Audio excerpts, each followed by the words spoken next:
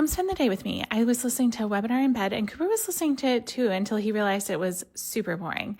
And then I got a delivery from TikTok Shop. I got this drawer thing because I thought I was going to store some extra cosmetics in it, but this was a fail.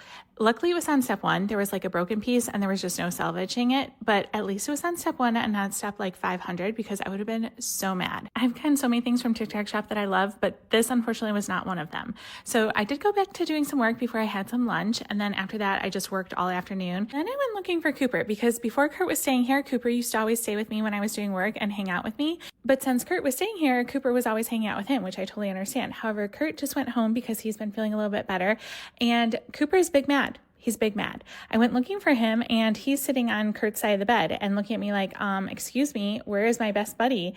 He is apparently not over it. So I was like, okay, you just go sulk there. And I was going to go into the kitchen. But one thing about Cooper, he can't be convinced by treats. As soon as he heard me near the treat cabinet, he came running. So I was like, okay, fine. We'll give you a couple treats. But he's also very weird about his treats.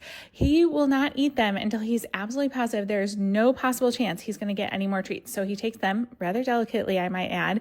He puts them on the floor, and then he will not start eating them until he is absolutely sure the treat container is gone, put away in the cabinet is closed.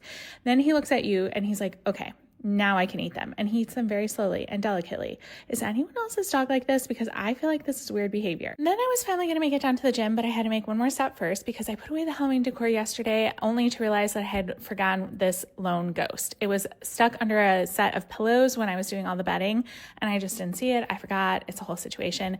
So I had to go down to my storage locker again to put that away. And someone, if I buy more next year or try to buy them, someone please stop me because clearly I have too many. They're like stuffed in here at this point. Then I realized that I forgot my headphones, so I had to go back up. Today was a day of procrastination. P.S. I've had my gym clothes on since before lunch. And by the time I actually make it down to the gym, it is like nearly dark. I suppose the one benefit of that is by the time I finally made it over to the treadmill to get my steps, I got to watch the most beautiful sunset, which was really nice. So, there's that. However, I had been in gym clothes all day. And then by the time I made it over to the weight machines, it was pitch black. And I'm not adjusting to this time change very well. I don't know about anyone else. When I got back, I was expecting Cooper to be waiting for me, but no, I think he had been napping in the other room.